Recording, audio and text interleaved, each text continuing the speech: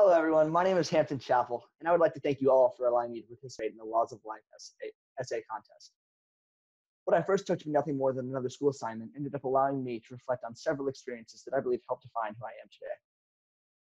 This contest has challenged me to delve into the deep key morals that are so often neglected in today's environment.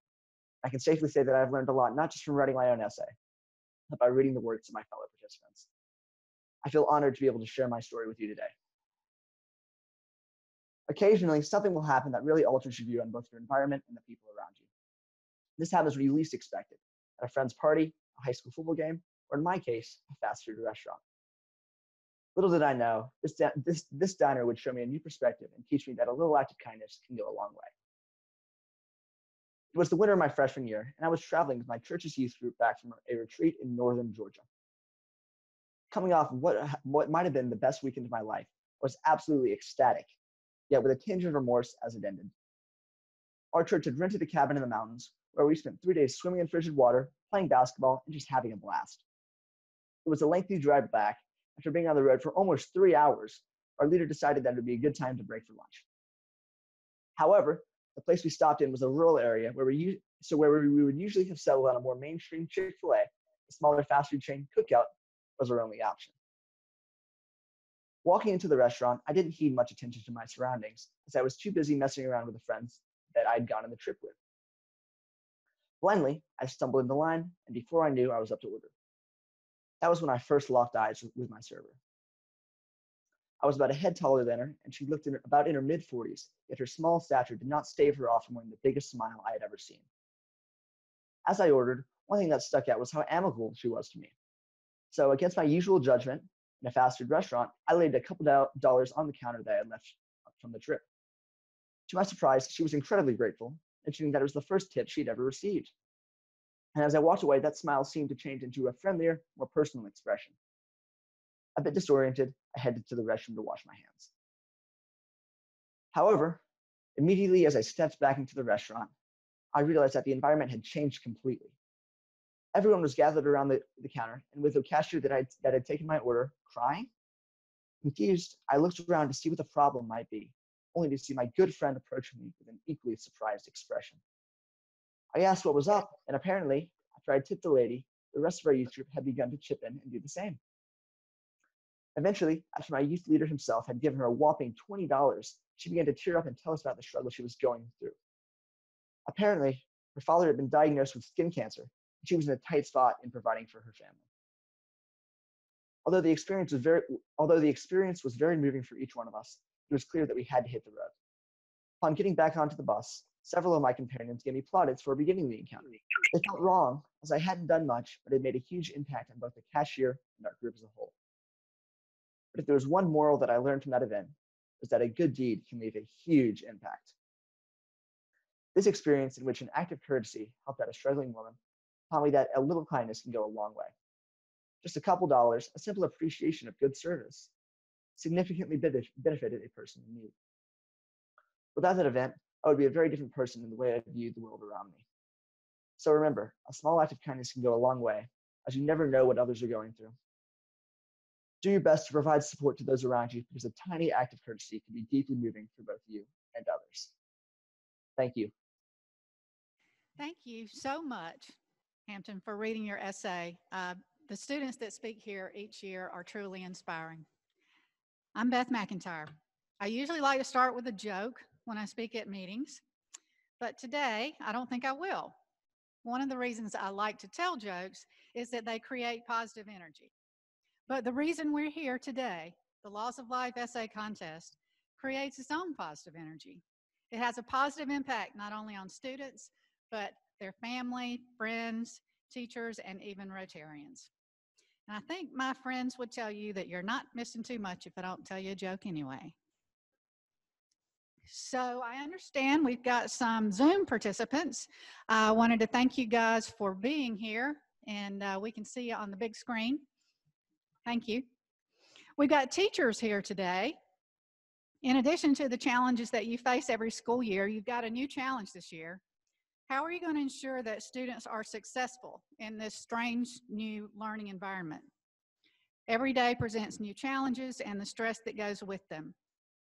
A recently released survey of high schoolers found that a large share of teens struggle with depression, anxiety, and unhappiness during the school closures due to the coronavirus pandemic this spring. To help students get the year started off in a positive place, many of you will focus on social emotional learning programs. Social emotional learning helps students develop the emotional skills to build personal relationships and academic partnerships. This enables them to endure personal challenges such as economic instability and the sense of isolation that we all feel today. The Georgia Laws of Life Essay Contest provides teachers with powerful tools to promote social emotional learning. In her book, The Upside of Stress, Dr. Kelly McGonigal reviews years of research and concludes what those of us involved in the Laws of Life Essay Contest already know, that writing about personal character values is highly beneficial for students. McGonigal and her colleagues concluded that writing about values makes people feel more powerful, in control, and strong. It also makes them feel more loving, connected, and empathetic. Strong emotional health also leads to improved academic outcomes. We've also got Rotarians here today. Research has shown that social emotional learning is most effective when repeated and supported by a broad network of family, community, and social reinforcements. Rotarians made the Georgia Laws of Life contest their own because the contest is so compatible with Rotary's interest in community, education, ethics, and literacy. As a Rotarian, I've seen the benefits of the contest firsthand. It is one thing to be told statistics about homelessness, suicide, bullying, and other challenges that high school students face in today's world.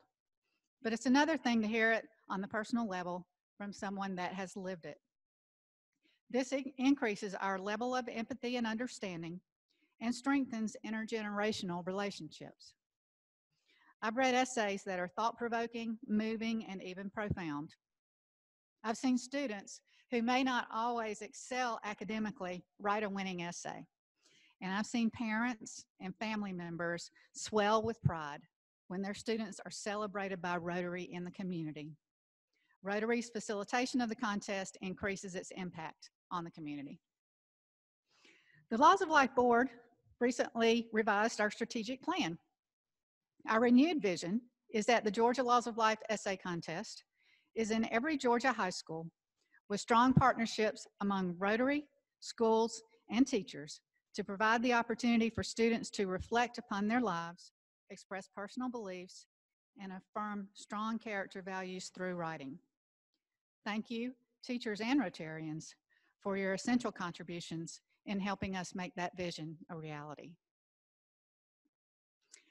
Our Executive Director, Carol Walker, is up next. Please join me in welcoming Carol Walker.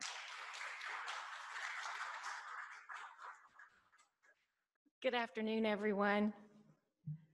Welcome, fellow Rotarians, our educators, teachers that are in the room, and our honored guests, both here with us at Loudermilk and those of you online. We really appreciate you being here.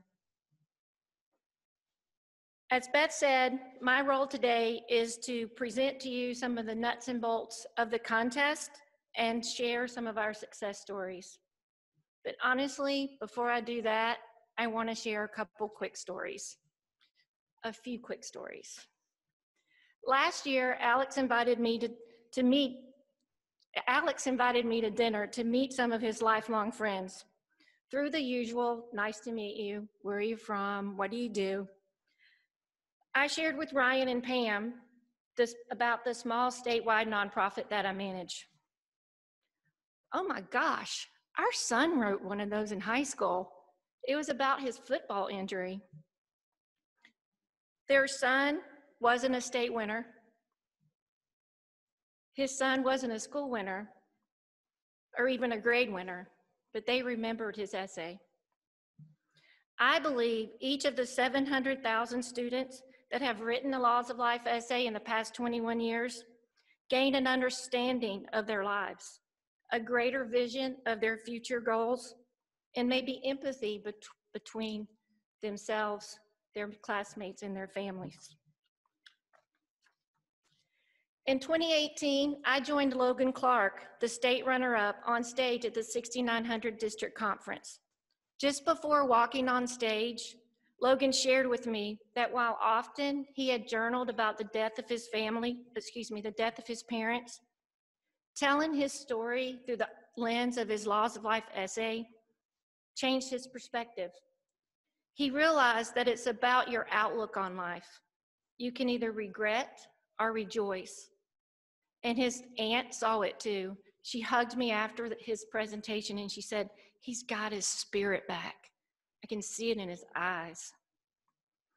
I believe the family, friends, teachers of the student authors at the 72 partner schools and each of the 110 or so Rotarians that judged the essays this year, and all of the members at the 48 Rotary clubs that either read or heard student essays this past spring gained an insight to the struggles and victories of today's youth. I'm almost done. Before I introduce our next speaker, one more story. It wasn't long ago that I received a call from a mom who was desperately seeking a copy of her daughter's essay. The essay was about her grandfather who had recently become ill. Through our conversation, I learned that her daughter was now a mother and also a doctor. That essay was written over a decade ago. Sadly, I didn't have a copy of her essay to share. Over the past 21 years, as we've grown, we've developed a well-organized and very functional essay submission and judging process. Over $357,000 in awards have been given to students and teachers, approximately $20,000 every year. The system is paper and spreadsheet based. We do not have copies of the essays submitted, nor do we have an opportunity to stay in contact with our students to hear about their successes. This year, as in the past, the essay requirements, student and teacher awards, and the submission and judging timeline will remain the same. But I'm excited to announce this morning that with the help of a grant from the Templeton Foundation, we are investing in an online essay submission and judging platform. School contest chairs will be able to send their student essays electronically. We will be able to engage even more Rotarians and volunteers throughout the state in the judging process. And we will have the opportunity to build a student alumni association. We have contracted with Submittable, voted the best overall contest management platform in 2020 by Finance's Online Business Review. In December and January, we'll offer training to our school contest chairs and our volunteers. And come February, we'll be ready to receive essays electronically. We'll be ready to judge essays electronically. The online judging process will continue the volunteer interactions and discussions that we have now. We'll be able to hold group in-person judging sessions and virtual judging sessions. I believe this investment will make the contest and our organization even stronger, even more efficient, and able to engage more students. Joining us now from Submittable is Allie Solomon, our onboarding specialist. She's going to keep us busy over the next few months. Allie is joining us from Montana, so we're going to give Allie a moment to get set up, and then I'm going to turn things over to her. Thank you, Carol. Just going to start sharing my screen. Well, as Carol mentioned, I'm Allie, and I'm really looking forward to helping Carol and her team get set up for the Laws of Life contest, which sounds so incredible, and I'm so happy to support and be part of your team. A little bit about Submittable. So we are a cloud-based submission management tool Over 12,000 organizations in 171 countries use Submittable for their submission management needs. So you are in good company. The Rotary Club chose Submittable because we make it easy to collect and review and report on your essays. So let's take a little time to talk about how we do that. So I've created a sample essay contest form to show you how easy it is to apply. As you type, Submittable will automatically save a draft of your work. Everyone who fills out an application creates a free Submittable account. So, you know, they can start working on their application and then come back to it later. Since the school contest chairs will likely be filling out some of these forms, you'll undoubtedly have busy schedules. So being able to save those applications as you're going will help you pick up right where you left off.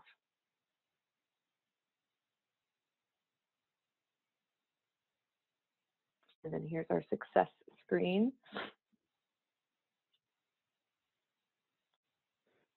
So the review process. Many of you will also be using Submittable to read through essays and provide feedback. Submittable has a couple different ways of helping you evaluate and make decisions on essays. This next video will show you. Okay, so this is a view of the back end of Submittable where all of the essays will be stored. And this is a test essay I created. It's not actually an essay, it's a checklist for Submittable. But you can actually look at files without having to download them. And on the right side of the screen, you'll see we have a thumbs up, thumbs down basic voting tool. And we also have a rubric option that will be a more sophisticated review process using questions that you can answer, and the way that you answer those questions will have a weighted value. So here's just some examples. You know, is the essay based on personal experience or observation? You'll be able to see the essay on the left side of the screen, which is not an essay actually, but use your imaginations for a moment. And so you'll be able to have both the essay and the review rubric up on the screen at the exact same time. So the Rotary Club may use a combination of these two tools in the review process. So by moving to an online system, you'll spend less time looking for essays in your inbox or printing information out and having to keep track of where everything is. All the data will live in one spot. And our clients have reported that this saves them time because it's a more efficient way of managing your data. Lastly, this is not the last you know, that you'll hear about Submittable. You will be, as Carol mentioned, participating, many of you, in some virtual trainings, maybe with me, maybe with Carol. But you also have access to Submittable support team. We have folks available from 9 a.m. to 7 p.m. Eastern who are going to be able to answer questions via email, via phone, and online chat. And we are the only submission management platform that also provides customer support to students. So anyone who's filling out an application will also have access if they run into any questions on the technical side of things. Submittable is here for you and for your students. So that's just a little bit about Submittable in a quick nutshell. On behalf of our company, I am really excited to support the important work that you're doing. Thank you so much for your time.